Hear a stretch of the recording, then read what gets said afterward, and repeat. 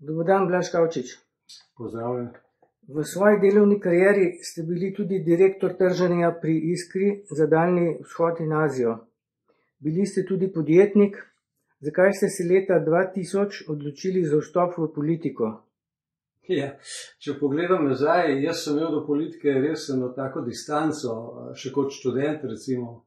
Se spominjam situacije, to so bila 70. leta, ko so se organizirali neki protesti, sem v nekem trenutku znašel skupino kolegov iz fakultete, ekonomistov, na protestu pred Ljubljansko banko in sem se zavedal, da protestiram proti svojemu stricu Nikotu Kavčiču, ne da bi vedel zakaj.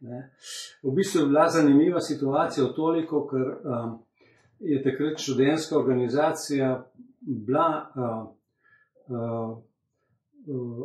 instrumentalizirana in te študentski uporniki proti pojavom liberalizma.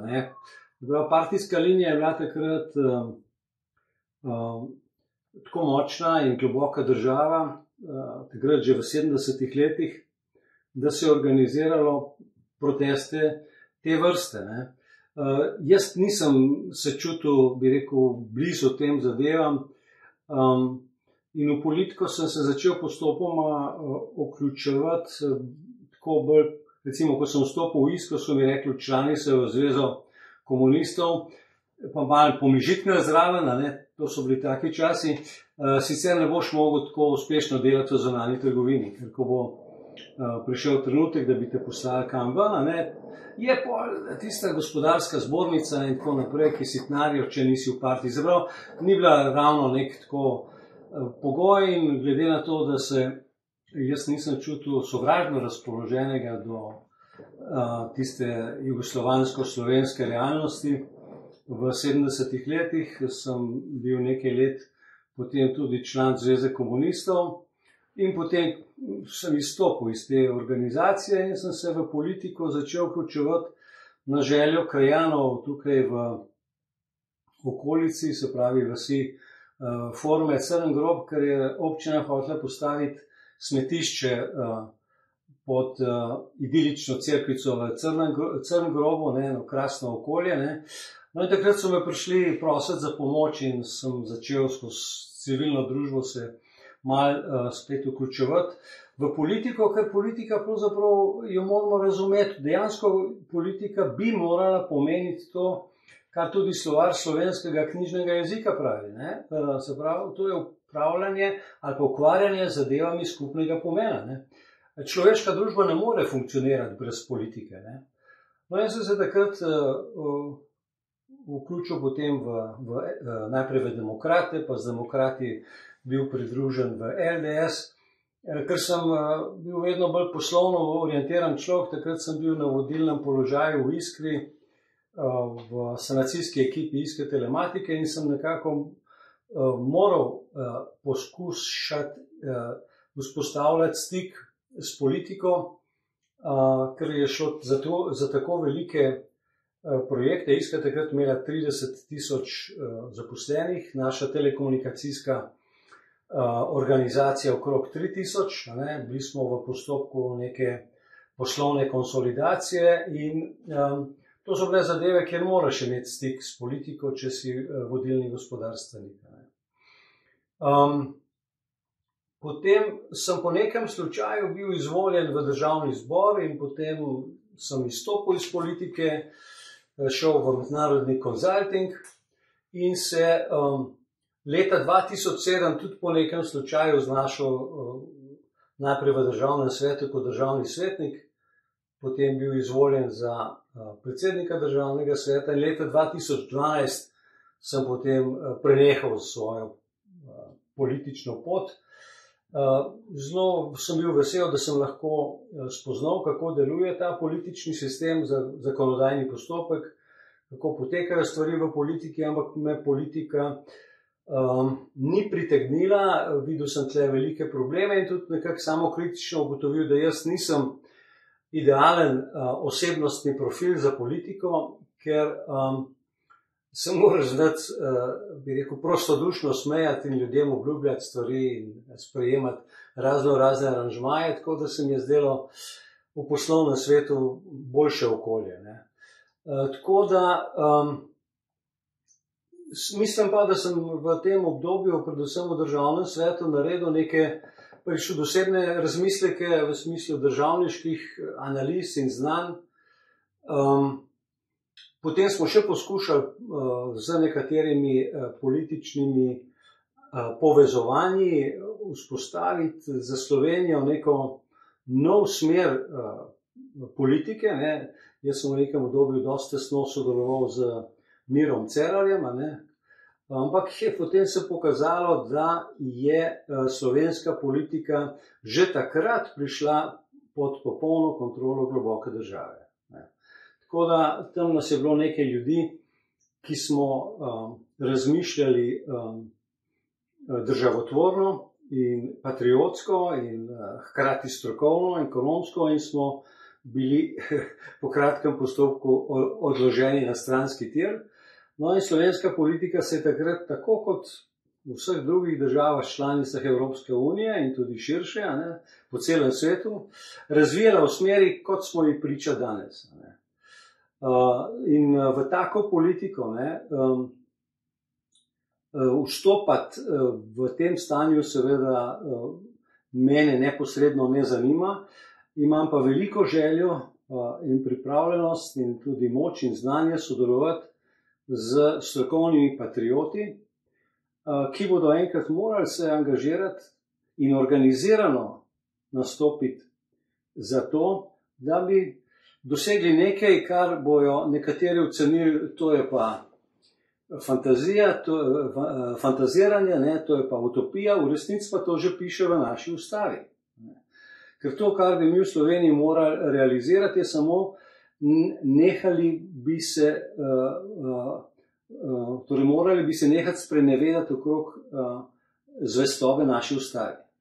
Ker ustava slovenska še vedno piše, da je Slovenija suverena država in da ima v Sloveniji oblast ljudstvo. To pa ne drži. V Sloveniji evidentno nima oblasti ljudstvo, slovenska oblast deluje zelo disciplinirano po ukazih globalističnega centra, kjer glavnina komand prihaja preko Svetovne zdravstvene organizacije, je pa celotna Evropska unija globalistična postojanka, tako da nam ni rešitve, dokler ne bomo Slovenci vzeli politike v svoje roke in dosegli ene preproste zadeve, da bo država Slovenija delovala za nas, njene državljane. Tako. Da ne bom predolg, bom mogoče kasneje še kaj dodal na to zadevo. To se pravi, so že takrat v vašem času, leta 2005 recimo, hodili ljudje s kovčki okoli.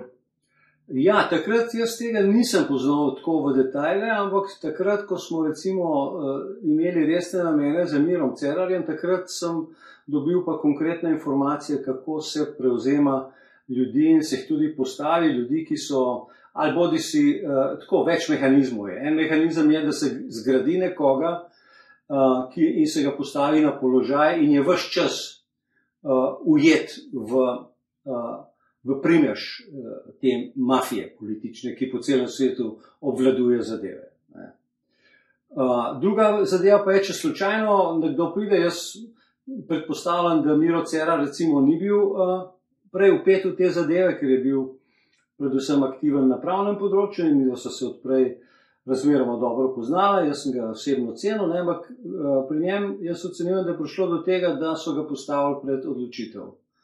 Ali boš sprejel vse naše predloge, očitno z udobnim vladanjem in finančnimi ugodnostmi, ali te pa ni. To se je pokazalo tudi zdaj, ko so se stvari eskalirale še v naslednjo fazo, v času korone, ko je zadnjih 10 let je bilo veliko finale, postavljanje po celem svetu, vse ključne pozicije v politiki in ob politiki, vse akademske pozicije, vse kulturniške pozicije, vse nevladne pozicije so po celem svetu zasedene strani ljudi, ki jih je izbrala globalistična mreža. Tako da v tem sistemu ni možno izpogajati ugodnih rešitev za državljane. Boste tudi letos kandidirali in če da, zakaj ste se ponovno odločili za povrnitev na politični parket in če ne, zakaj ne? Ne, bilo je nekaj sicer predlogov, vabil, sugestij, ampak žal v okviru tega sistema, političnega sistema, v katerem smo, ne more noben posameznik, pa tudi ena recimo skupina ljudi, ki bi se organizirala v neko recimo dobronamerno stranko, gibanje, ne more spremeniti nič. Treba se zavedati, najprej se treba vprašati, v kakšnem sistemu živimo. In kdor misli, da živimo v demokraciji, bo moral napraviti še en miselni krog. Naprimer, ameriški vodilni, nekaj let pokojni, politični filozof Sheldon Wolin je temeljito analiziral v svoji knjigi Politika in vizija in še nekaj drugih knjig je napisal sisteme upravljanja človeške družbe. In je posebno pozornost posvetil političnim sistemom v zadnjih desetletjih. In je definiral 3 totalitarne sisteme, okrog katerih niti ni dvoma, da so bili totalitarni. To je fašizem, nacizem in stalinizem. Potem je pa seveda on analiziral sistem, v katerem živimo, ki se imenuje parlamentarna demokracija. On je to v glavnem koncentriral na Združene države, ki so pač po drugi svetovni vojni itak imperialni center in se preko Združenih držav izvaja ta globalna politika večinoma. In je ta sistem, v katerem mi živimo, pravi, na zunaj ima obliko demokracije z rituali volitev in kampanj in tako naprej. V resnici pa gre za sistem, ki ga je on poimenoval invertirani totalitarizem. Se pravi, gre za doseganje istih ciljev totalitarnega obvladovanja družbe in posameznikov, samo skozi neko navidezno formo demokracije. Se pravi, mi se moramo najprej zavedati, da ne živimo v demokraciji in da si demokracijo, se pravi, neko upravljanje države v dobro ljudi, če zaenkrat poenostavimo, moramo šele priboriti. Malo nas je vse skupaj uspavalo neko zlato obdobje kapitalizma, ki je bil človeku in človeštvu po nekem slučaju najbolj prijazen sistem v času zadnjih 500 let sigurno. Trajal je pa od leta 45 do leta 70 prejšnjega stoletja. To je šlo za neko mlado kejnezijansko politično ekonomijo, kjer je šlo za močnejšo vlogo države pri reguliranju procesov v družbi in gospodarstvu. Ampak ta zadeva se je razsula, se je sprevrgla v neoliberalno smer. In zdaj smo pa seveda v situaciji, ko želijo tisti, ki so pripeljali svet v to katastrofalno stanje, v katerem se zdaj nahaja. Ta isti kreatorji nam ponujajo zdaj novo rešitev, ki pomeni, da se ta slaba politika odstrani, ampak namesto slabe politike imajo oni še bolj katastrofalen predlog, to pa je tehnokracija. To pomeni, da bi se cel svet upravljal po načelih, po principih korporacijskega upravljanja iz enega mesta. Se pravi, in ta princip se kompletira potem z konceptom transhumanizma, to pomeni, da je planirano pretvorba vsega živega v sintetično, zato poteka zdaj pospešeno zastrupljanje in pobijanje ljudi. Ljudje tega kar nočejo videti, ker tavajo. Vse to ne more biti tako hudo, ampak je tako. Ker je to hudo, da ne morejo verjeti. Ja, to je pa zdaj ta problem, o katerem je treba večkrat se pogovarjati.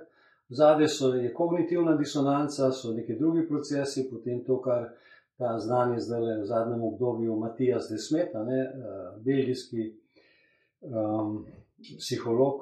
Množična hipnoza, ne? O masovnem formatiranju. Ne, on se sicer distancira od pojma psihoza, ne.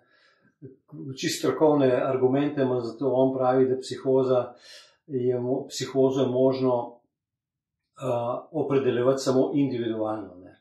Se pravi, da to zahteva proučevanje psihe posameznika in da govoriti o množični psihozi je strokovno nepravilno. Hipnozi, ne? Hipnoza pa ja. On govori, da to masovno formatiranje je pripravilo teren za stanje množične hipnoze, ki smo mu priča. To pa pomeni, da večini ljudi, ko jim povemo to, o čemer se mi pogovarjamo zdaj, mogoče na ravni, tako bi rekel, zaznave besed, še dojamejo, ampak ne ponotranjijo. In gre pri njih skozi eno uho noter, skozi drugo ven. Recimo, kaj so, če se ilustriramo, maske. Maske so vstop v digitalno suženjstvo. Strokovno je postalo popolnoma jasno, da maske nima nobenega pozitivnega učinka, tudi če bi verjeli v definicijo virusa. Gre za dimenzijska odstopanja, se pravi, če bi recimo rekli, da patogeni virus je, potem gre lahko skozi vsako masko noter in ven. To, kar pa maske dejansko počnejo, so pa strahotno negativni učinki, hiperkapnija, recimo pa se pravi preveliko povečanje ogljikovega dioksida v telesu, hipoksija, pomanjkanje kisika, potem vdihavanje nazaj stvari, ki bi morale ven iz telesa, potem psihološki učinki, medsebojne komunikacije, predvsem je to morilsko v odnosu do otrok v šolah, ki jih je ta množična propaganda tako pohabila, da zdaj otroci pravzaprav si ne predstavljajo več življenja brez maske, je to postala del njih. Tako da teh problemov ali pa prijemov, s katerimi ta globalistično omrežje preko svojih podanikov obvladuje človeštvo sveta, teh prijemov je veliko in so genialno oblikovani z angažiranjem najboljših strokovnjakov iz različnih področji, od psihologije do antropologije in tako naprej. Tako da tisti, ki zdaj pravzaprav izgublja energijo s tem, da smešijo ukrepe Janeza Janše, pa da govorijo, kako je to trapasto, pa ono trapasto, niso koristni, ker v bistvu usmerjajo energijo ljudi v neke smeri, ki pravzaprav sploh stran od glavnega problema. Tu smo danes. Se pravi, ko se pogovarjamo o politiki in jaz ne želim nikogar odvračati od volitev. Volitve bi morale biti praznik demokracije. Sam zavedati se moramo, da demokracije ni, in se vprašati, kako se s tem problemom soočiti. Zdaj tisti, ki vidijo nekateri nove gibanja, stranke, smisel v tem, da poskušajo zdaj recimo v predvidenih aprilskih volitvah nekaj dosežeti, jaz jim želim vse dobro, ampak so pa v delikatni poziciji, ker če to prikazujejo njihovo vlogo kot rešitev za ljudstvo, so tudi oni izdajalci slovenskega ljudstva. Če nekdo reče, mi bomo v danih razmerah preko naše stranke ali pa preko koalicije strank poskušali doseči vsaj nekaj, zavedamo se pa, da moramo spremeniti upravljanje države in tudi način formiranja slovenskih političnih organov. To bi bilo v redu, ampak tega jaz nisem slišal od nobene opcije. Veliko je takih, dobro oblikovanih, privlačnih sloganov, ampak ko gledam jaz programe teh gibanj, strank in tako naprej, so to več ali manj prevare. Ker nihče ne opravil kritične analize stanja, v katerem smo. Mi imamo zdaj neke neoliberalce, ki se zdaj z nekimi nacionalističnimi slogani poskušajo plasirati v politični prostor. In ljudem razlagati, kako. Se pravi, smo v fazi, ko se marsikaj tega, kar jaz tudi zdaj dalj časa zagovarjam, kar smo v tistem dokumentu memorandum uskladili, z nekaterimi tudi sedaj prisotnimi akterji, pa mislim, da tisti še vedno relevanten strateški dokument, ki bi ga bilo treba uresničiti in razvijati naprej. Ni zvestobe temu konceptu. Ker ne vem, če sta vidva zaznala, da bi se kateri od zdaj glavnih akterjev na političnem parketu, bodi si obstoječem ali predvidenem ali konkurenti, kompleksno, celovito izjasnil do 4. industrijske revolucije. Ampak 4. industrijska revolucija je naša smrt. Je smrt Slovencev, smrt slovenskih čebel, smrt slovenskih krav, smrt slovenskih gozdov, smrt slovenske zdrave hrane, smrt slovenskega otroka. To je 4. industrijska revolucija. In to je najmočnejši trend, najmočneje financiran projekt v svetu in do njega se treba opredeliti. Ali si za, ali si proti. Nevarno se postavljati proti toku. Samo tisti akterji v politiki, ki želijo samo izvajati to globalistično politiko, delajo za njih, ne za nas. Zato je treba, prvič je treba pravilno razumeti pojem politike. Politika ni nekaj, kar bi ljudje smeli pustiti nekomu drugu, da se s tem ukvarja. Politika je področje upravljanja skupnih zadev. Jasno pa je, da se ne more vsakdo z vsem ukvarjati. In to pomeni, če čevljar dela svoje delo kot čevljar, električar kot električar, kirurg kot kirurg, bi moral tudi politik svoje delo upravljati. Ampak zdaj, bistvena je pa ena zadeva, ki je nihče ni jasno postavil. Da je politiko treba razdeliti ostro na dva dela. En del je sprejemanje odločitev. In tukaj mora biti prisotna demokracija. In tukaj imamo določena vprašanja, do katerih se znamo in moramo imeti možnost opredeljevati vsi. To so temeljne zadeve, take na ravni ustave. A hočemo človekove pravice, ali nam je vseeno, če jih nimamo? A hočemo osebno integriteto, ali nam je vseeno, če jih nimamo? Mislim, da tle je treba bolj braniti tisto, kar v slovenski ustavi že piše, kot kaj drugega. Druga zadeva je pa izvajanje. To je pa tako kot podjetje. To pomeni pa izvajalski del politike, mora biti pa tako kot v podjetju čist izvedbenega značaja. To pomeni, recimo, za primer samo predsednik vlade in vlada, to ne more biti neka zadeva, ki se na Pop TV-ju izbira. To je kot uprava podjetja, ki se v parlamentu postavi, odstavi zlahka.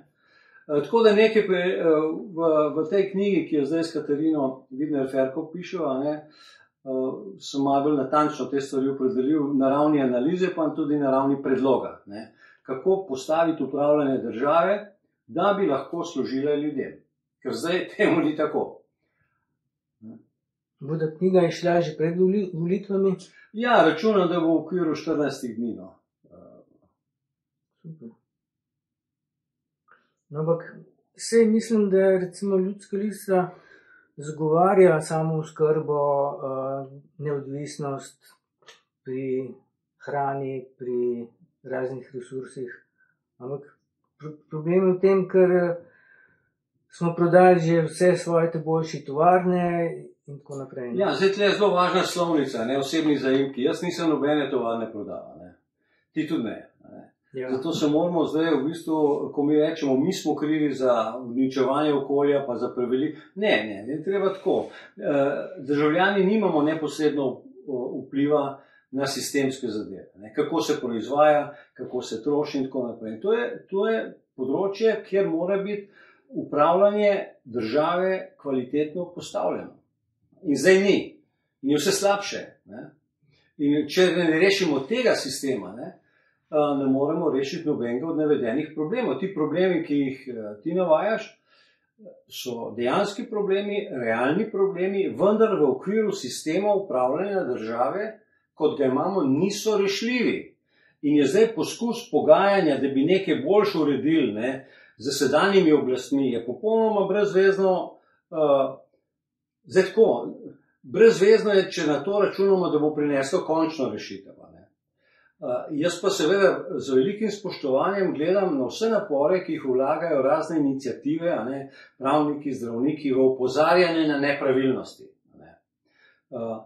To je nujno, ker brez tega tudi ljudje tega ne vedo. Ampak manjka pa tega, da bi tudi te iniciative jasno povedale, da se zavedajo, naprimer zdravniki, da v tem sistemu medicine, kot smo, se medicine prijazne človeku ne da realizirati. Ker mi smo ujeti v Rockefellerjevo medicinsko dogmo, ki kdor zdaj ni videl, kaj to pomeni, ne bo nikoli videl. Kaj pomeni? Razvijala se pa več kot 100 let. To je alopatska medicina, ki počiva na tem, da treba ljudi zastrupljati in jim potem prodajati neke preparate, ki blažijo en del posledic, povzročajo pa druge težave. In zato v bistvu je temeljni koncept te sodobne medicine je ustvarjati kupce, ne pa ustvarjati zdrave ljudi. To je ta osnovni nasprotje, preko katerega ne moremo. Če mi mislimo v okviru Rockefellerjeve medicine iskati rešitev, jih ne bomo nikoli našli. Nikoli. Stane milijarde in uničuje zdravje ljudi. In zagotavlja sredstva za izvajanje zasužnjevanja prebivalstva sveta. Zdaj, iz te dogmatske kletke, takih dogmatskih kletk je pa še nekaj, in žal nobena od slovenskih političnih opcij se ni dotaknila resne razprave o teh kletkah.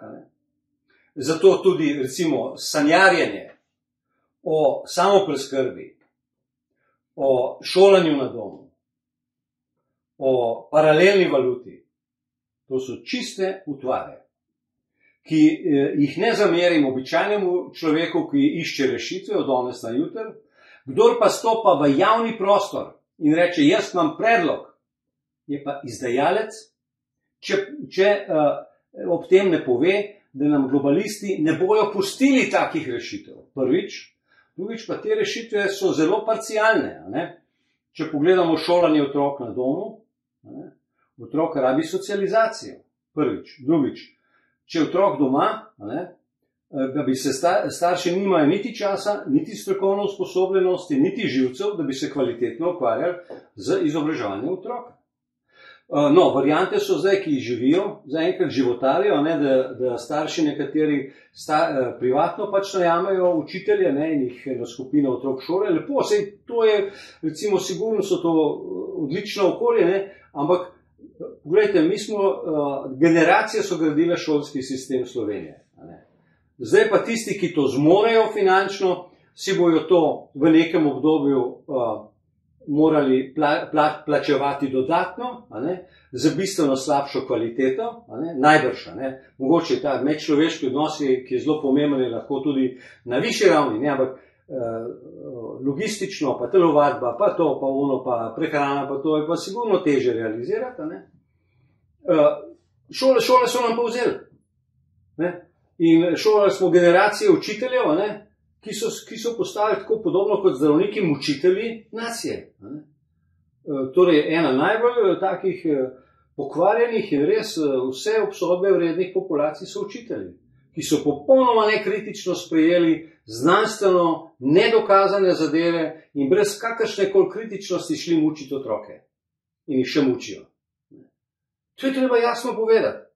In take rešitve, so v redu kot neko reševanje od danes na jutri, fajn, ampak kdor obljublja Slovencem, da se bomo samo preskrbo rešili, ob tem pa globalisti ohranijo vso moč upravljanja Evropske unije, Evropske centralne banke in Slovenije, je demagog in baraba.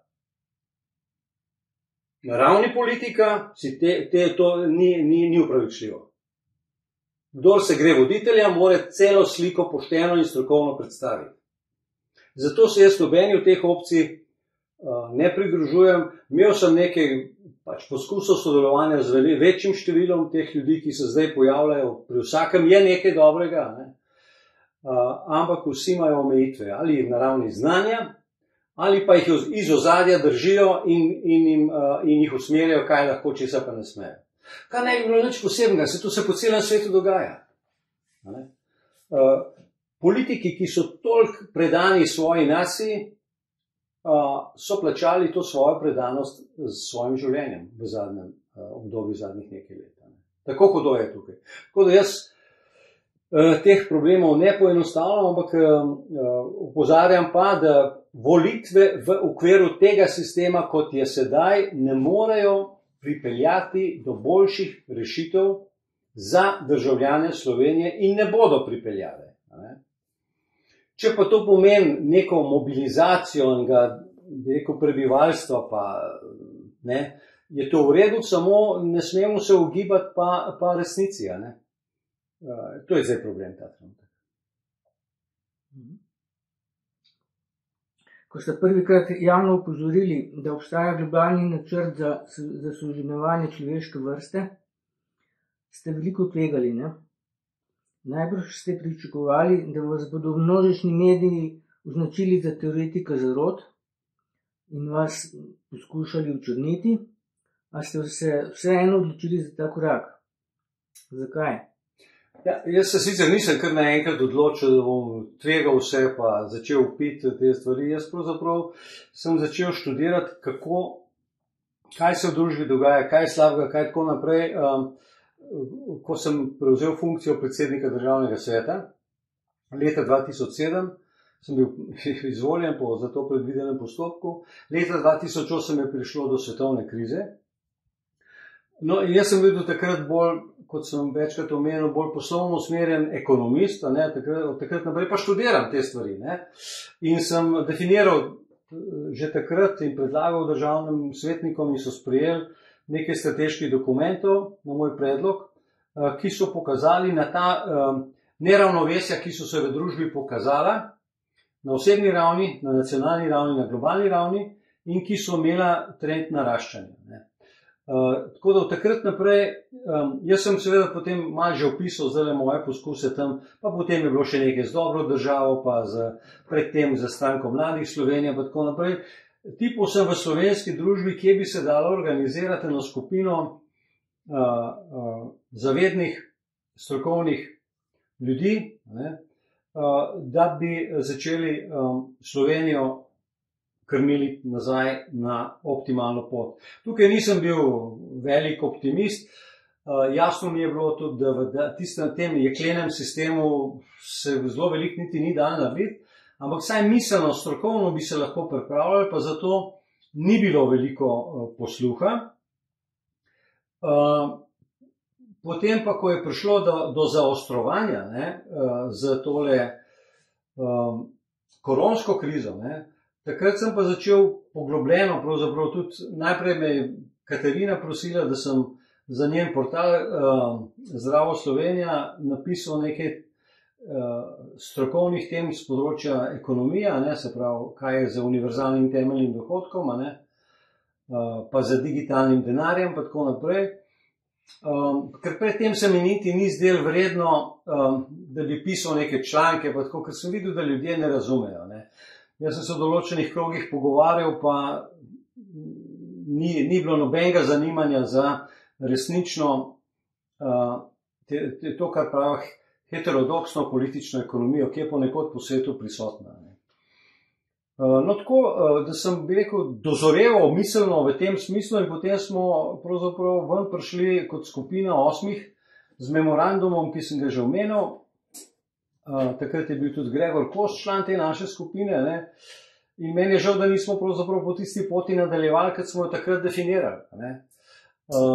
Ampak da so potem nekateri iz te skupine šli po svoje in so tudi zanemarili nekatere bistvene strateške dimenzije tega našega dogovora. Ker mi smo zdaj vsi skupaj, vsi Slovenci, od prvega do zadnjega, pred eno temeljno dilemo. Ne.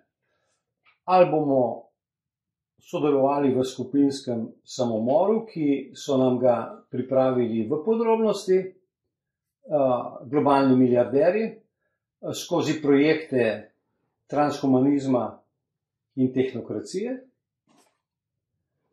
pod okriljem globalizma, ali se bomo postavili na suverenistično stran, zahtevali to, kar v slovenski ustavi piše, se pravi suverenost vsakega državljana in suverenost države Slovenije in pa sodelovanje na enakopravnih osnovah z vsemi podobno mislečimi po svetu. Se pravi, ne zapiranje v neke nacionalne okvire, ne gre tukaj za nek primitiven nacionalizem, gre pa za nacionalizem, za nacionalni interes, za narodni ponos in za kvaliteto življenja, ki bi si jo mi Slovenci zlahka zagotavljali s polnim angažiranjem, z optimalnim angažiranjem virov, ki jih imamo na razpolago, od človeških do naravnih.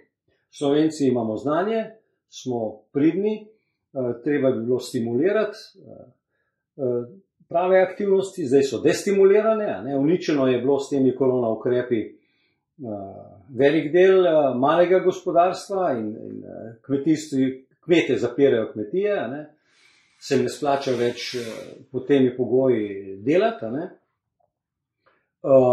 Se pravi, žagamo si tole vejo lastne prehrane, samo oskrbe in tako naprej sistemsko. Ko gledamo rešitve, je tako, rešitve parcialne niso možne, ampak so možne pa zlahka v okviru spremenjenega sistema upravljanja države. To pomeni, če pogovorimo gospodarstvo, negospodarstvo, kultura, šolstvo, okolje, vse te stvari so rešljive, če imamo, bi rekel, upravljanje države postavljeno v dobro ljudi. Če upravljanje države ni postavljeno v dobro ljudi, potem boljših rešitev ne bo, ker sistem deluje zdaj zelo učinkovito. Tudi to, ko ljudje pravijo, vse razpada, pa nič ne razpada.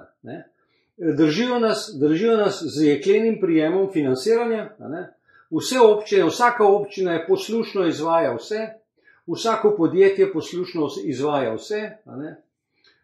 Ko greste po trgovinah, vidite, da je 95% ljudi v maskah, čeprav ne bi bilo nujno, in maska je pa stalno glasovanje za suženjstvo.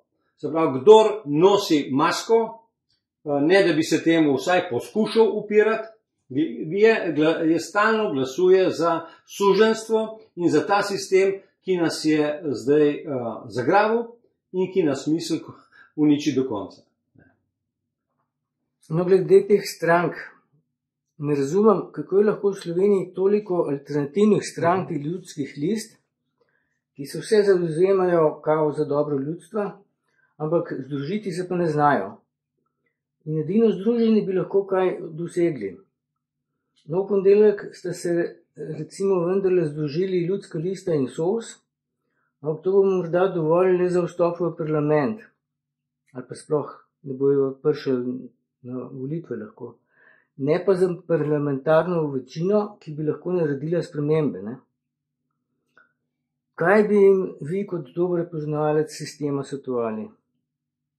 Kako se združiti? Ja, pred združevanjem mora biti jasna smer, ker globalisti zelo aktivno sodelujejo v tem, da se pojavlja ogromno število raznih zamisli v družbi, od raznih političnih, parcialnih opredelitev, področje identitetne politike. To pomeni, eni zagovarjajo pravice žensk, ampak to na tak način, da režejo družbo kot da bi bile ženske ogrožene od moških. Potem pravice recimo drugače spolno usmerjenih ali pa pravice invalidov oziroma hendikepiranih. Kar so vse legitimne skupine, lahko, ampak identitetna politika ima pa namen razrezati družbo na čim več delnih identitet in preprečiti razredno povezovanje. Ker mi 99% državljanov, ali pa recimo 90% v Sloveniji, predstavlja nek državljanski razred, ki ima jasne interese, ki so v veliki meri tudi izraženi v slovenski ustavi. Na drugi strani je pa interes tiste plenilske elite, ki dela v povezavi z globalno elito, ki ima pa drugačne interese, ki nima interese harmoničnega odvijanja življenja v Sloveniji, ampak gleda svoje, niti ne več toliko finančne interese, ker denarja je že zdavnej, denar za te globalistične sile je denar čista fiktiva. Ampak gre za koncentracijo moči odločanja. To je tisto, kar hočejo krepiti. In jemati z različnimi prijemi kupno moč prebivalstva. Se pravi, združevanje zmedenih ali pa pokvarjenih ali pa obsedanih posameznikov in skupin lahko samo poveča katastrofo, entropijo. Prva faza je enoten program. Jaz sem ga recimo lansko leto polet eni skupini teh civilnih iniciativ predlagal skupno vizijo in so se histerično oddaljili od tega. Se pravi, žal, moram ugotoviti, da nisem še naletel na neko orientacijo v Sloveniji politično, kjer bi ponudili povezovanje na osnovi programskih jasnih ciljev. Cilj pa mora biti suverenost in humanizem. Se pravi, upravljanje države v dobro državljanov, če se tako preprosto izrazimo. Ampak te jasne usmeritve ni. Na ravni sloganov se marsikaj pojavlja. Ampak recimo na stranko zdaj gledam, ta Domovinska lista, na primer, ki ima na vrh znanega neoliberalca, ki ima polovico programa nekaj napisanega z nekimi nacionalnimi slogani, suverenost in tako naprej, druga polovica programa so pa neoliberalne sintagme, kot je neoliberalna finančna politika, fiskalna politika, univerzalni temeljni dohodek in tako naprej. Univerzalni temeljni dohodek je pač ena od najhujših invencij, sliši se lepo, osnovna ideja je simpatična, ampak vsaka stranka, ki to zagovarja, je na strani globalnega kapitala. Ker Silicon Valley, milijarderji si univerzalnega temeljnega dohodka niso zamislili zato, da bi pomagali ljudem, ampak zato, da bi ljudi spravili v digitalno suženjstvo. Tako da hočem reči, jaz malo gledam tele programe, nikjer ni nobene celovite analize in programa in povezovanje zmedencev ne more imeti nič boljšega rezultata, samo pričkanje, če ljudje ne vejo, kaj hočejo. No, ampak kaj zdaj boš voliti ene stare poslance, stare stranke, ki so itak vsi levi in desni podkupljeni, ali poskusiti nekaj čist novega? Zdaj, levice in desnice že zdavnaj prevara. Levice in desnice ni. Vsi poslanci, ki so zdaj v parlamentu, zaslužijo, da nikoli več ne pridejo v politični prostor. Tako da karkoli, jaz ne dajem zdaj volilnih napotkov, Ja. Ampak jasno pa je, da bo manj slabo, če pridejo neki novi ljudje, čeprav tako, moram odkrito povedati, tudi ta ideja ljudske liste, je v bistvu prevara, če jo hočemo plasirati kot nekaj drugega. Ker kaj pomeni ljudska lista? Se to je z ustavo predvideno, z zakonom o volitvi v državni zbor predvidena varianta. To je skupina volilcev. Kaj to? To so tako nabrani, kot so zdaj nabrani člani strank. In če to ni danes stranka, bo pa jutri stranka. To pomeni ta princip tvorjenja državnega zbora, kar tako z nabiranjem ljudi, vodi v korupcijo. Ampak zdaj, če me direktno vprašaš, ali ljudska lista z nekimi novimi imeni, ki se navdušujejo za samopreskrbo, pa za te stvari, sigurno je to boljš kot zdaj. Samo ti ljudje, mislim, če se do zdaj niso v javnem prostoru pojavili na podobnih stališčih kot jaz, potem, če niso zdaj prodani, bojo jutri. ker ne vejo, zakaj gre, ker ne poznajo tega posla. Ne vem, kako si pa lahko predstavljate, da je upravljanje države tako preprosto, da za furat kmetijo morajo biti generacije ljudje izobraževanja, ne na kmetiji, neformalno sicer, ne. Za obrtno delavnico se je treba za električarja izučiti, za bolniško sestro se je treba izučiti, za zdravnika se je treba izučiti, za mojstra, za konstrukterja se je treba izučiti. Upravljati državo, ki je pa najbolj kompleksen sistem, bi pa kaj kar vsak lahko. Vse tako situacijo imamo zdaj, ne. In potem razni brezvezniki pritiskajo tam na tiste gumbe, ne, ker jim vodja poslanske skupine tako naroči. Ne. Ker poznavanje delovanja države, družbe, funkcij, ne, ni enostavno. Zato se je treba usposabljati. In da bo zdaj kar neki dobrovoljci iz terena nabrani znali boljš tudi v teh, ker če bi res prišlo do neke spremembe v parlamentu, bo to tujina napadla. Ne? In tu je treba imeti res, bi rekel, ljudi, ki nekaj vedo o teh zadevah tudi. Problem je težek, ne? Ker izkušeni politiki so pokvarjeni. Ne? Sveži, novi obrazi pa ne znajo. Ne? Zato je problem res velik. Ne? Ampak ni nerešljiv. Ne? Predpogoj pa je, da se večina državljanov opredeli za spremembo upravljanja države. Bližje sedanji ustavi, kot je sedanje stanje. Se pravi, gre bolj za spremembo prakse, ne toliko za neke čist nove zadeve. Res pa je, jaz sem v tej knjigi tudi bolj podrobno napisal, kako je nek tak osnovni model tvorjenja parlamenta pa izvršne veje oblasti, nekaj malega v sodni oblasti, ki bi lahko služil ljudem, ker sedanji sistem ne more. Ne more, ne. Tudi če dober človek pride, ne, v državni aparat, je že noter. Ker izvedbene, recimo, vsa tale ministrstva pa tako naprej, to je sama korupcija. Ne. In kdor ne sodeluje v tem, je izločen. Ne.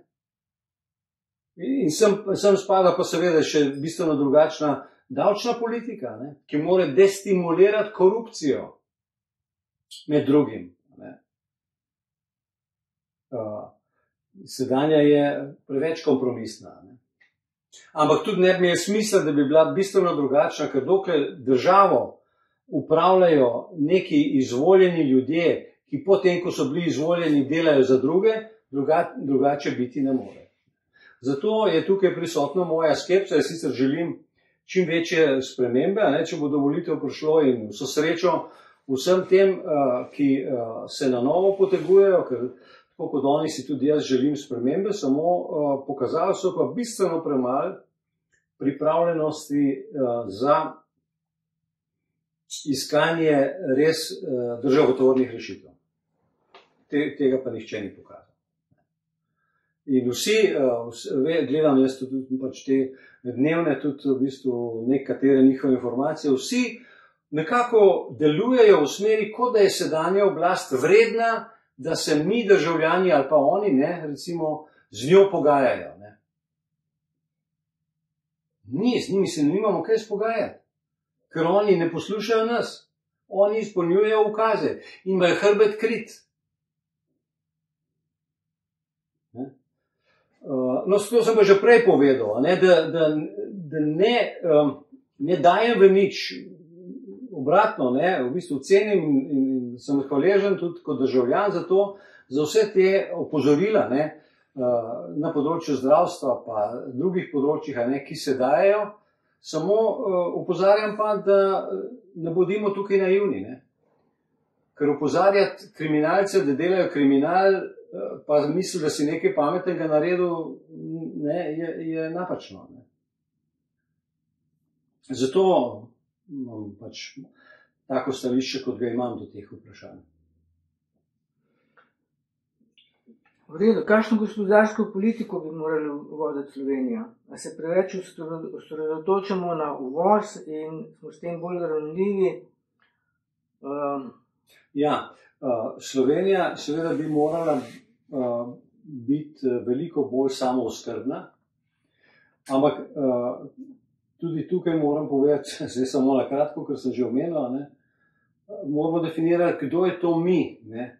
Ker ko bo Slovenija delala za Slovence, kar zdaj ne, se Slovenijo razgrajujejo, bo seveda morala imeti drugačno politiko, ampak drugačna politika si začne pri suverenosti. In najbolj pomemben element suverenosti, pa med najbolj pomembnimi je monetarna suverenost, ki je nimamo. Mi ne odločamo ne o svojem denarju, ne o svojih bankah, ne o svojih davkih, ne o svoji javni porabi. Se pravi, celoten fiskalni sistem je imperialno upravljen. To ne more delati, to ne more funkcionirati v naše dobro. Poglejte zdaj malo okrog, se ogromno investicij se dogaja, odkot je denar za te investicije? Nafilali so nas z krediti, po pogojih, za katere ne vemo, in v breme česa? V breme ustvarjenega dohodka ne, ampak v naše breme, državljansko. Zastavili so celo državo Slovenijo, vključno z državljani, se je jasno, da so tudi te milijarde, ki so šle za ta COVID preparate, so vse dodeljene, so pogoji, da se kupite določene količine, da se dobi potem kredite za financiranje korona ukrepov in tako naprej.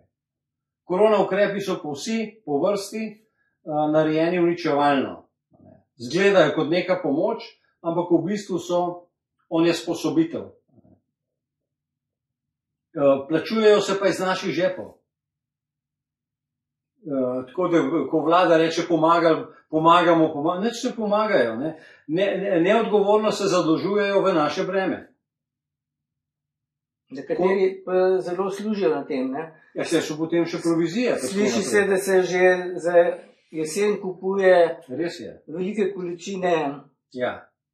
Se vidimo, kakšna je konjunktura, vsi obrtniki so zasedeni, zida se, prenavlja se, vse, za koga, To je vse neko profiterstvo, Iz nekih vojnih dobičkov se vse to, kar se tiče teh privatnih zadev, dogaja, In to je treba presekati, to ne more, to vodi v propad, In jaz sem to že lani na začetku leta rekel, mi sami Slovenci ne moremo veliko, mi moramo si priboriti Slovenijo nazaj, ampak ko bo tle še Avstrija, pa recimo Hrvaška, pa Bosna, pa Nemčija, potem bo pa treba zamrzniti vse te vojne kredite in dobičke.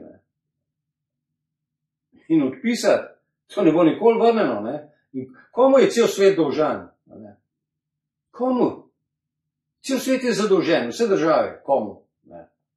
Ja, komu, Treba je, jaz v tej knjigi pišem tudi o definiciji denarja, ki je popolnoma napačno razumljena. In se pravi, treba je razumeti, kako vrednost nastaja v družbi, kako se meri, kako se deli, kako se uporablja. To mora človek, ki se ukvarja s politiko, vedeti. Tako da ta najina knjiga je mišljena tudi kot neka vrste priročnik. Vse ne bo prav zelo obsežna, pa ni noter vse, ampak so pa ključne stvari noter, ki jih mora vsak za začetek poznati, ki bi kakorkoli rad razmišljal in govoril o upravljanju države. Vsak sindikalist, vsak človek, ki misli delati v politiki, vsak, ki bi rad preživel pravzaprav.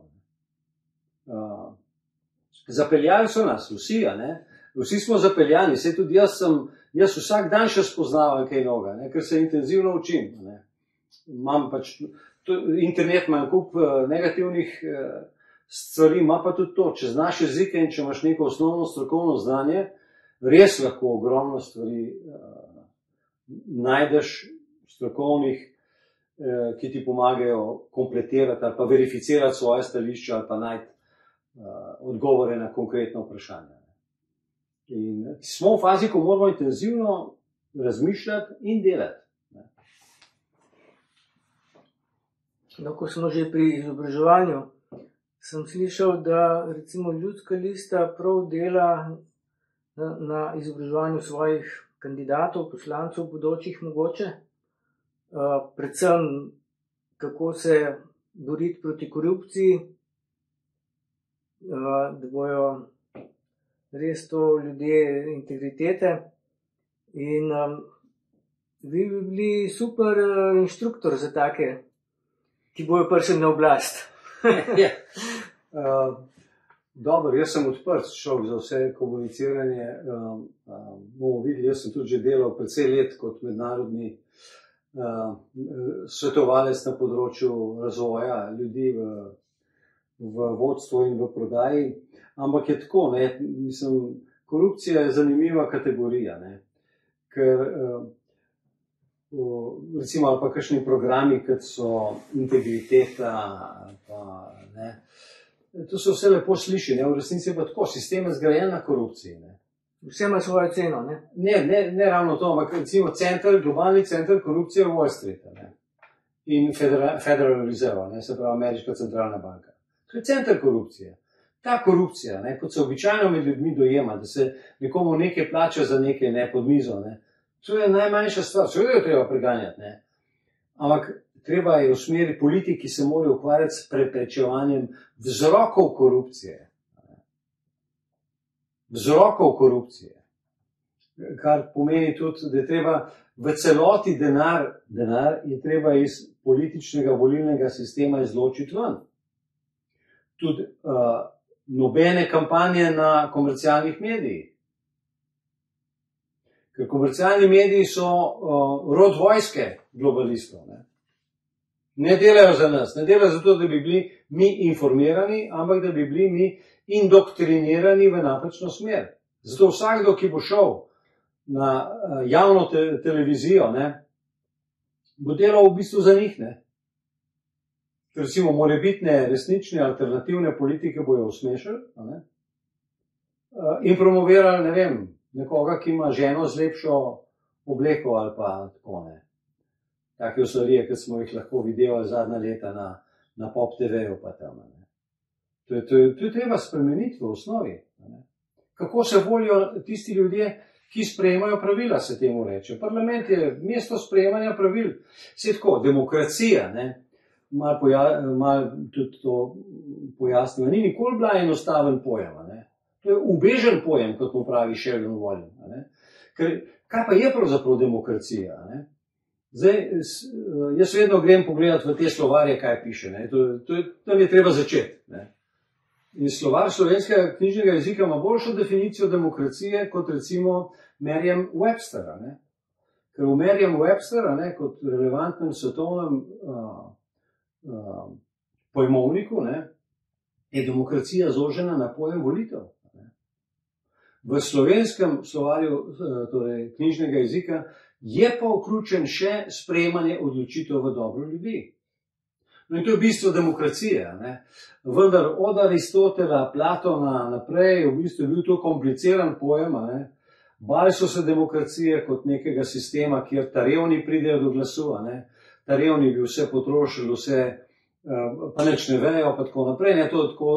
To je recimo pri Aristotelu in Platonu, ne, Platonovi državi pa Aristotelovih tehtih že vidno, ne, te dileme. Ne. Iskanje rešitev, kako optimalno upravljati družbo, ne, ampak upoštevati te omejitve, ki se kaže v izvorno, ne, ta grška demokracija je itak bila samo mogoče za 20% svobodnih državljanov. Ne. Ni bila niti za ženske, niti za revne, niti za sužnje, ne. Tako da vedno je bila segmentna. Ne. Pa recimo ta ameriška ustava, ne, v bistvu we the people, ne, je treba tudi zavedati, ne, da ko se je Amerika osvajala od Anglije, ne, so bili odlični teksti napisani, ne, v ta Declaration of Independence pa ameriški ustavi, ampak dejansko je bilo to daleč od realnosti. Ne, so dejansko kreacijo teh Združenih držav Amerike vodili ameriški najbogatejši ljudje, ne, in so stvari postavili tako, da je demokracija služila najbogatejšima. Ne. Takrat so bili to plantažeri pa bankirji, pa potem graditelji železnice pa tako naprej. Korupcija je svetela takrat tako kot danes. Ne.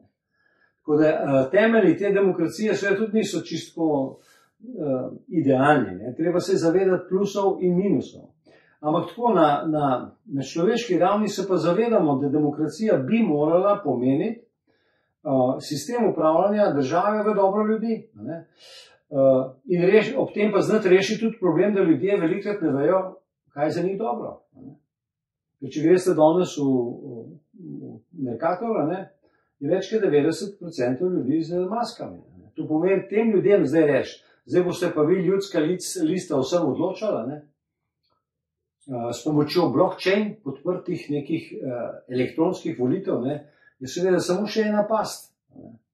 Demokracija mora biti tudi strokovno postavljena in konsistentna. Jaz sem recimo v državnem svetu spoznal, da tisti mehanizem interesnih skupin, vseh kvalificiranih skupin v državi, gospodarstvo, negospodarstvo, izobraževanje, direktorji, obrtniki, kmetje in tako naprej, so vsi segmenti, tam je ogromno znanja. In ti ljudje poznajo prvi svoj posel, pa tudi znajo se z drugimi pogovarjati. Tako da na osnovi teh, to je neke vrste kvalificirana demokracija, tam je največ strokovnosti. Potem pa mora biti še nekateri druge institucije demokratičnega upravljanja družbe, ki zapolnijo tiste praznine, da ni na enem mestu recimo vsa moč, temu se reče pač uravnoteženje zavore, checks and balances, zato mora biti še drugi dom parlamenta primerno sestavljen, pa sodna veja oblasti, davčna politika, pa tako naprej. To se da zgraditi v nek harmonično delujoč sistem, samo principe na vrh je pa treba spremeniti. Se pravi, mi moramo od te neoklasične, neoliberalne doktrine iti v doktrino, ki na piedestal postavlja človeka in naravo. Humanizem. Kakovost življenja. V kakovostnem, naravnem in kakovostnem družbenem okolju. Ti principi zdaj ne veljajo in zato drugače biti ne more, kot je. Ni pa to nič, ne vem kako težko dosegljivega. Imamo dovolj znanja, dovolj sredstev, da bi to zlahka dosegli. Samo največje tokove odtekanja vrednosti tja, kamor ne spada, je treba prekiniti. Če jih ne bomo prekinili, bomo izginili kot človeška civilizacija. Mi pa ne rešujemo cele civilizacije, ampak Slovenijo. Čeprav s to knjigo bo šla tudi takoj tudi v angleški verziji, verjetno v PDF obliki, tako da. Ker moram reči, zelo pozorno spremljam vsa strokovna razglabljanja, da se tudi ogromno lahko še vedno naučimo, ampak na ravni analize. Medtem ko pa predlogov kvalitetnih že v tem smislu, kot sem jaz razložil, jih pa žal ni. Ponekod zasedim, bi rekel, elemente tega razmišljanja, tudi preko tega korona-ausschussa, odbora za korono, sem pri filmih naletel na veliko zanimivih strokovnjakov za posamezna področja. Ampak, tako bi rekel, konsistentno postavljenih zadev, kot jih mi znamo in jih bomo postavili in predlagali, pa nimajo. Seveda v nekaterih strokovnih področjih bistveno bolj v globino in krasno in tako naprej, ampak kot celote pa ni. Kar je tudi, ne vem, odraz tega popolnoma zmedenega koncepta, ki ga ima film iz 100 stranko Dibazisa. Jaz gledam filmiha z veliko simpatijo in iz tedna v teden spremljam in njegovi osebni nastopi so odlični. Pri nekaterih pomembnih vprašanjih so še vedno zaprti v dogmatske kletke, o tem smo se malo že pogovarjali enkrat v enem od pogovorov, ampak v nekaterih pomembnih zadevah so res vrhunski, so svetovna platforma. Ampak to, kar so pa v Nemčiji naredili stranko Dibazis, jaz sem njihov program pogledal. To je neko leporečništvo, to je malo tako, kot bi bral tole recimo agendo 2030, kjer je na ravni izrazov vse fajn zgleda, ni pa nacionalne suverenosti noter in ni humanizma. Kot alternative transhumanizmu. Mimogrede. No, da se vrnemo k volitvam. Danes sem bil na upravni enoti na Linhartovi in sem slišal predupravno enoto, ne, da recimo tisti, ki so imeli velike plače, so si privoščili in imajo zdaj nove stranke, ne, ali pa liste, so si privoščili kar cel avtobus ljudi pripeljati, da so jim dali listke za podporo, ne. In zgleda, da se na ta način tudi pri nas gradi demokracija, ne. Ja, to je samo ilustracija sistema, ki je gnil. Ja. Mi ne bomo preživeli, če ne bomo zamenjali političnega sistema in v okviru političnega sistema tudi volilni sistem. Ampak ne čisto, kot sem že povedal, ne da bi nekaj novega delali, ampak bolj zvesto sedaj veljavni ustavi. Se pravi, mi se moramo približati nazaj ustavnim normam. Ima ustava tudi nekaj pokvarjenih členov, recimo tole bilančno, davčni tale pravilo, ne, potem 3.a člena, ne, pa še par členov je takih, ki so povoženi, ne, ali pa dodani, recimo tudi referendumska pravica in tako naprej je močno omejena, ne, tako da znotraj sedaj veljavne ustave, ne, zaradi teh pokvarjenih členov ni možno nobene pomembne spremembe v dobro ljudi v Sloveniji sprejeti. Ker noben zakon, ki ne bi bil po godu globalistom, ne more iti skozi slovenski državni zbor. Tudi če bi se ljudje na referendumu odločili drugače, ne, ga državni zbor ne bo sprejel. Itak pa mednarodne pogodbe, ne, in finančne zadeve na referendum ne morejo. Ne. Tukaj imamo pa zdaj ključni problem, ne, ker je Svetovna zdravstvena organizacija sprejela in tudi Slovenija je podpisnica dogovora, da v primeri pandemije totalno oblast v vsaki državi, vključno Slovenijo, prevzame Svetovna zdravstvena organizacija. Kriminal. In se tretira, to je kriminal, izdajalstvo, to je vele izdaja. In se tretira državo kot podjetje, del ene megakorporacije, ki odloča vsem. Mi smo v boju za obstanek, tako kot naši predniki leta 41. Samo danes se tega redko kdo zaveda ali pa se je pripravljen zavedati. Pa tako imamo tudi ta pojav, ne, ljudje pridejo zraven, potem pa ko malo dojamejo globino in širino problema, se postrašijo pa grejo. Veliko tega imamo. Tako da delamo v iteracijah, v krogih. Ne.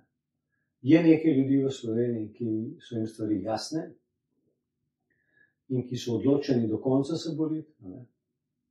In pravzaprav za jedro slovensko, progresivno, ne rabimo veliko, ne rabimo njih 50 ljudi, ki bi se zedinili za en program. Ne. Recimo, Osvobodilna fronta 27. aprila 1941 je povezala 15 različnih skupin. Ne. Niso bili samo komunisti, pa krščanski socialisti, pa sokoli, ne. Bilo je vrsta takih državljanskih skupin. Ne. 15. Ne. Se pravi, ampak imeli so program, ene prioritete. Osvoboditev, prvič in drugič, vzpostavitev drugačnih družbenih razmerij po osvoboditvi. To so takrat napisali. Pa se izgleda noro. Ne. Tako kot se zdaj lahko komu sliši noro, če bi rekel, da bi rad preživel, pa živel dostojno življenje. Ne. Ampak se to samo morali boriti. Ja, imam občutek, da se ljudje razhajajo zaradi malenkosti v iskanju popolnosti, ki je ni. Hkrati pa pozabljajo na fokus k tistemu, kar je bistveno in združuje večino nas alternativcev. Ne?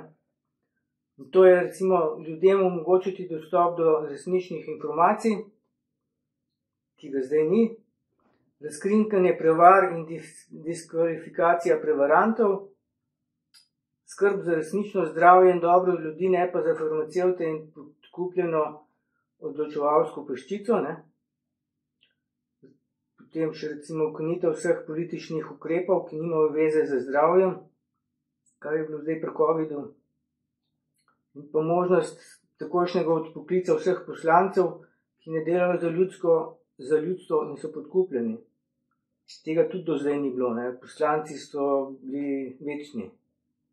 No, na to bi samo upozoril na tole zadevo, ne. To vse drži na neki ravni. Zavedati se pa moramo, da imamo opravka z razpršenostjo interesa ljudi in na drugi strani pa popolnoma koncentrirana, vojaško organizirana globalistična moč. Zato tudi recimo to, da mi vsi vse vemo, pa da vsi vse nekako smo informirani, je jasno, nujno, zdaj ni tako, ampak ni dovolj. Spremeniti je treba sistem upravljanja države. Ker prepozno je, da bo nekdo poslanca odpoklical, recimo. Prvič so to neki postopki, ki so vprašljivi. Treba je sistem, odpoklic vsekakor, ne. Ampak odpoklic je na koncu, je tudi v bistvu, to bi morala biti stalna cirkulacija. Sistem, ki ga jaz predlagam, je, da se ti delegati iz posameznih državljanskih skupin lahko mirno rotirajo. Recimo obrtniki, kmetje, delavci, učitelji. Toliko jih je, da imajo lahko kvalitetne te. V bistvu ta sistem je že delno postavljen, sam je popolnoma korumpiran zdaj. Če pogledamo tudi državni svet, je popolnoma pod vplivom velikega kapitala, najbolj sindikati, ki zastopajo prodajalce cepiv, ne pa svoje člane.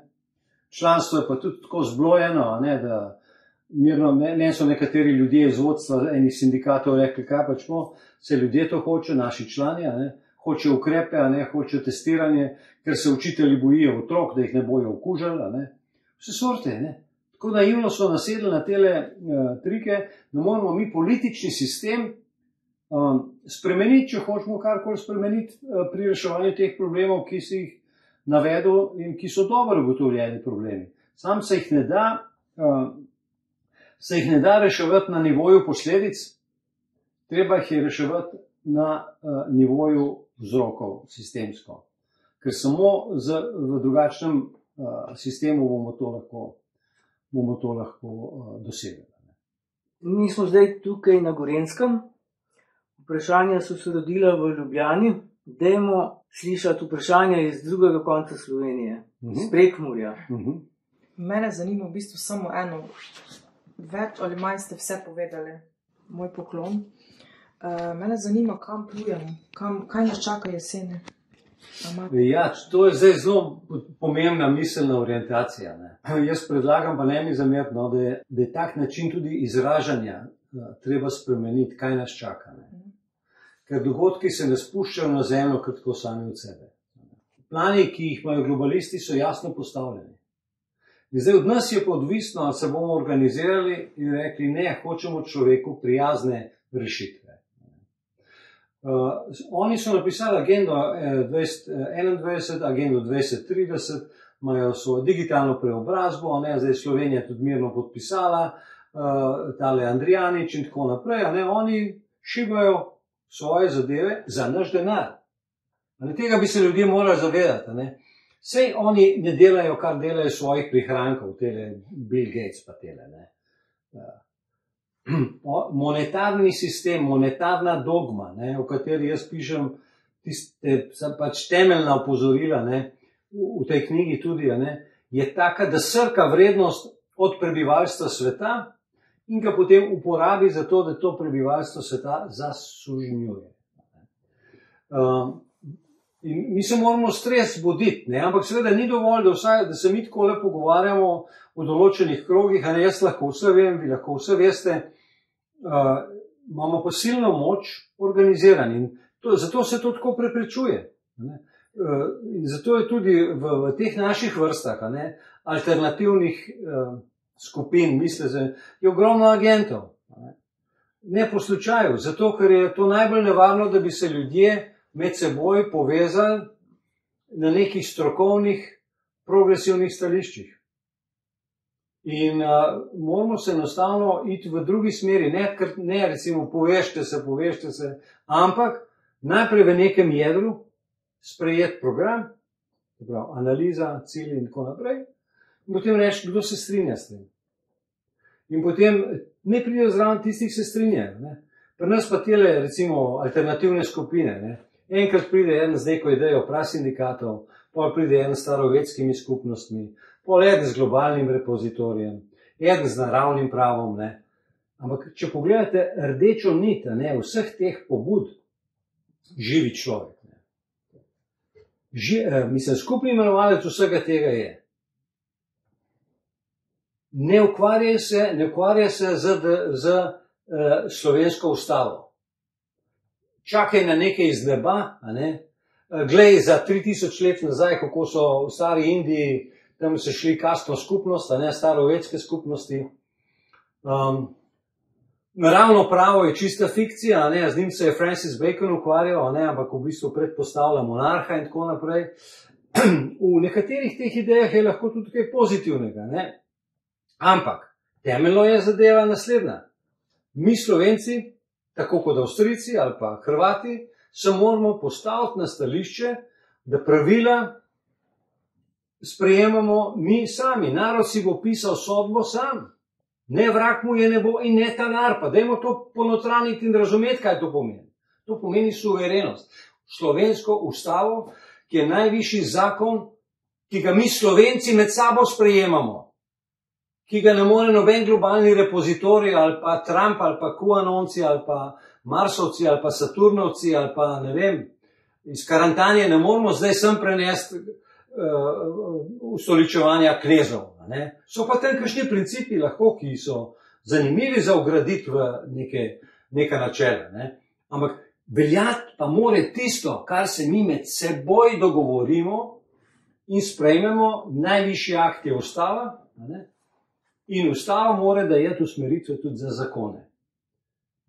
In mi moramo ustavo obdržati v tistih delih, ki so dobri, večina je dobra, ampak tam moramo dvigati zvestobo tej ustavi in popraviti ustavo v tistih delih, ki so globalisti nam jih urinili noter od trenutka vstopa v Evropsko unijo naprej. Tako da, kaj nas čaka? Hude stvari so nam namenili, zdaj imamo tale spektakl ukrajinske vojne, ampak vojne so del scenarija. In Putin in Zelenski sta oba dva tesno povezana z Klausom Schwabom. Jaz ne bi zdaj zanemarjal možnosti, da se bo v Rusiji tudi kaj premaknilo v pozitivni smeri. Ampak zavedati se moramo, da je Rusija do tega trenutka disciplinirano spoštovala vse ukaze Svetovne zdravstvene organizacije, da je njihovo cepivo Sputnik licenčno od Moderne, da imajo tudi dogovore z Pfizerjem, da so uvedli brutalne ukrepe, QR kode in tako naprej v Rusiji, da so v postopku uvajanja digitalne centralno-bančne valute. Se pravi, da bi zdaj razumeli, da zdaj je pa boj med dobrim in slabim, ali pa da je Putin na naši strani je pretirano. Zelenski je pa itak eksponent globalnega kapitala. Mi se moramo zavedati, da vojna v Ukrajini poteka od leta 2014. Od Majdanskega trga naprej, ko je šel za barvno revolucijo in kjer so izropali Ukrajino in od takrat naprej nastopa tudi vodilna vloga nacizma, nacističnih skupin v Ukrajini in strahoten masakr slovanskega prebivalstva na vzhodu Ukrajine. Se pravi Donbas, Donetsk in Lugansk. In bi bilo isto tudi na Krimu, če ga ne bi priključili že kmalu v začetku, zaradi vojaško-strateških razlogov. Tako da vojne, potem inflacija. Inflacija ni iz neba prišla, inflacija ni naraven pojav, inflacijo povzročajo borzni špekulanti. Globoka država. Kaj pomeni? To pomeni naraščanje cen, s katerimi nam zmanjšujejo kupno moč. Nobenega naravnega razloga ni za to. Chemtrailsi, in druge oblike zastrupljanja in manipuliranja vremena. Z njimi znižujejo uspešnost kmetijstva. Zato se obeta zelo slaba letina prihodna, konec leta, se pravi 2022. Ne zaradi narave taka, kot je, ampak zaradi tega, ker je vse manipulirano strani milijarderske kaste. No, še enkrat, ne sprejemimo tega, kaj se nam obeta, kaj se bo zgodilo. Vedeti moramo, kaj nam pripravljajo, ker to se izvaja. Mi se moramo postaviti na svoje stališče. Mi tega ne sprejemamo. In se temu upiramo. Mislim, velik korak bi bil, če bi prepričali tele nesrečnike z nagobčniki, da je maska prvi zunanji izraz soglasja s suženjstvom. Pa testiranje stalna, pa tako naprej. Jaz vem, jaz sem velik na terenu, velik med ljudmi in tako naprej, da ljudje so prestrašeni, potem niti ne mislijo, da bi se upirali, tudi podjetnike. Ja, moramo, jaz sem se rajš cepil zato, da nimam, pa moram potovati, pa kupovati, pa tako naprej. So avtomatično to sprejeli. Ker gledal danes na jutri, jaz ga lahko čisto razumem. Ampak, zdaj smo tako v taki kritični situaciji, da moramo gledati, kam ta cesta pelje. Smo v napačni ulici. V tej ulici niso nobena vrata dobra. Tako da, načrti so seveda QR koda, vojne, inflacija, nadaljne zastrupljanje, intenzivno s chemtrailsi. Jaz sem poslušal enega hrvaškega strokovnjaka, magister Kemič, je rekel, da smo tle prav v centru tega poskusnega laboratorija za zastrupljanje. Poglejte gor. Se vidite tele zadeve, potem se to pretvori v te meglice, pada dol, zamegljuje sonce, zastira sonce. In ti idioti nam pa, globalisti, po eni strani govorijo sončna energija, pa sončne celice, pa tako po drugi strani mislijo zastirati sonce, v resnici pa to vse strup. In rešitve so seveda zelo enostavne. Mislim, najbolj eklatantno je, recimo, pogledati princip Nikole Tesle, ki je imel koncepte cenenega, skoraj brezplačnega zagotavljanja energije, pa so mu jih uničili. Se pravi, to je rekel, najbolj take eklatantne primer, je pa še manjši, še veliko, kaj bi se dal z raznimi tehnološkimi rešitvami. Če bi iskali rešitve in spodbujali v dobro ljudi, bi lahko zelo hitro uredili vse probleme, vključno z številom prebivalstva in tako naprej. Pravi, dva dela sta, jasno so napisane točke smrtne obsodbe strani milijarderske kaste, v kratkem nas več ne bo, nas bo pa veliko manj, bomo pa robotizirani, drugo pa je, kaj pa mi pišemo. In jaz si v teh volitev sicer veliko dobrega ne obetam, želim pač vsem veliko uspeha, ki predstavljajo kakršnokoli spremembo v pozitivni smeri, ampak mi moramo gledati naprej in se organizirati tudi čim prej dolgoročno. Čim prej. Ker če bi vsaj eno jedro imeli, pa neko v teh 12 regijah slovenskih, neko omrežje, smo lahko hitro dovolj dobro organizirani, da nekatere stvari vsaj upočasnimo in potem vzpostavimo drugačno upravljanje Slovenije. To čistko, mislim, v okviru sistema rešitve ni. V okviru tako, kot smo zdaj. So pa rešitve demokratične, mirne, možne, samo z dvigom zavesti prebivalstva, koncentrično. Mi nimamo ne možnosti, niti ne bo učinka nobenega, če bi zdaj poskušal vse državljane Slovenije ozaveščati. To v nobeni državi ne uspe. 40% se ocenjuje, da je popolnoma hipnotiziranih, ampak 40% se podcenjuje, oziroma 30, 40 je to, se pravi, ta dva dela sta 30, po teh belgijskih, recimo, nekih študijah, je kritično razmišljajočih. To smo pač tisti, ki si zastavljamo vprašanja. No in ko se bojo ti organizirali v smeri preživetja, se bo začelo dogajati. Upamo, da kmalu. Ja, od nas je odvisno. Vsak od nas mora vsak dan kaj narediti, noben ne more sam nič, noben ne more čudežev delati, ampak vsak dan poskušaš nekaj narediti v pravi smeri. Ne? Hvala za vaše globoke misli. Še to, kaj mislite o vpletanju Slovenije v to rusko krizo? Ja, to je logično v sedanjem stanju, ne? Ker imamo mi Vajptovsko oblast.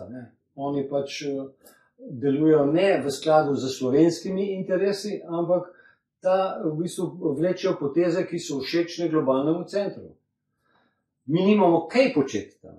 Slovenija bi morala iz NATO ven ali pa vsaj nek status opazovalca ali pa enega tazga pridruženega člana, ki pomaga sanitetno ali kakorkoli. Mi z imperialnimi vojnami ne bi smeli imeti nobene povezave. In Ukrajina je imperialna vojna od leta 2014 naprej. In zdaj prikazovanje te slike, da se zdaj je zgodilo nekaj, zdaj celo moram reči, kako kratkoročno gledano, so argumenti na ruski strani bolj prepričljivi. Gre za invazijo, gre za intervencijo, ki bi bilo dobro, da je ne bi bilo, ampak dejansko je šlo za masakriranje slovanskega prebivalstva, oziroma rusko govorečega prebivalstva, Slovani so itak tam vsi, eni se tega sramujejo, pa se imajo za naciste, v teh vzhodnih pokrajinah.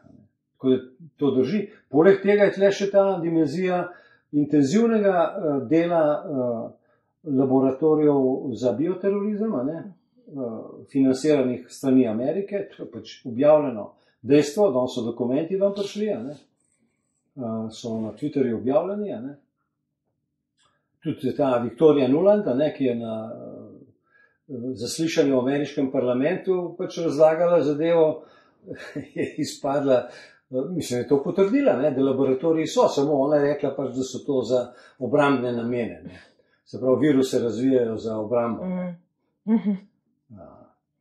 Pa za poskuse. Tako da Slovenija bi se morala distancirati, je pa logično, da ta trenutek s takim vodstvom, državnim, in v mislih imamo vse predsednike in vse institucije, je Vajptovska in služi globalnim interesom, ne pa nam, Slovencem, državljanom Slovenije.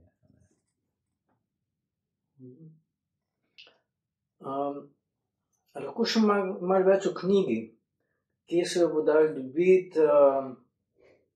Ja, knjigo bomo pač predstavili, ko bo prišla. Jaz zdaj ne bi prav preveč o tem govoril, mogoče bi se posebej na to temo srečali, ko bo, ker imamo zdaj za Katarino še malo ustvarjalnega sodelovanja, ona končuje svoj del, malo je posegla tudi v moj del, so se uskladila zdaj. Tako da je pa ta knjiga nujen priročnik za vsakogar, ki želi prvič razumeti, kaj se dogaja, vzroke tega, ki želi sodelovati pri neki viziji rešitve in daje tudi nek tak osnovni predlog organizacije demokratične države na primeru Slovenije, ki bi lahko deloval. Opira se pa to na vrhunske strokovnjake, ene še aktivne, ene iz preteklosti, kar se tiče analize in tudi umeščanja in dileme nacionalna država da ali ne. Ta knjiga je napisana tako, da razkrinkrava vse te dogme, glavne, od monetarne do politično-sistemske, do dogme virusa in dogme ogljikovega dioksida, na osnovi znanstvenih argumentov, zaradi tega, ker so to ključne stvari, s katerimi nas obvladujejo. In potem v zaključnem delu daje nek predlog, kako in kaj storiti, da preživimo in da uspešno zaživimo. Ne? Ker nas ne zanima samo preživetje. Preživetje je prva prioriteta, veliko ljudi se še ne zaveda, kako smo ogroženi. Ne? Kako intenzivno smo zastrupljeni vsak dan. Ne? In kako bomo uspešno, harmonično živeli. Po principih, ki so delno bili v človeški družbi že prisotni. Ne gre za nekaj, da bi zdaj računali na drugačne, boljše ljudi, na presvetljene ljudi. Fajn, če do tega pride, duhovnost ima svoje mesto. Jaz tudi osebno sem naredil nek, bi rekel, kompletiranje svojih pogledov v smeri spiritualnosti, ki se je pa ne sme zbanalizirati in ki se tudi ne sme spakirati v katerokoli religijo. Lahko, mislim, mora biti vedno svoboda veroizpovedi, samo ne pustiti, da bi religije bile, kar so vedno v zgodovini bile, uporabljene kot orožje za manipulacijo ljudmi in skoraj vsaka vojna ima nekje v koreninah ali pa v prijemih, v propagandi, tudi verske elemente. Tako da ta knjiga bo te stvari pokrivala, ki jih do zdaj na svetu jaz nisem opazil. Super, čestitke. Upamo, da bo, ker Katarina se trudi, da jo tudi naredi tako berljivo, da bojo te ekonomske, biološke, politološke zadeve zapakirane tako, da bojo ljudem približane. In mislimo potem jeti po Sloveniji tudi okrog, pa bomo videli, koliko bo tudi mednarodno interesa za to zadevo. Boste s Katarino naredila kakšno tiskovno konferenco? Ja, več, mislim, načrtuje se, da bomo pač šli v serijo teh predstavitev tudi, se bomo slišali na to temo. Se pravi, vse bo pisali verjetno na zdravoslovenija.si, ne?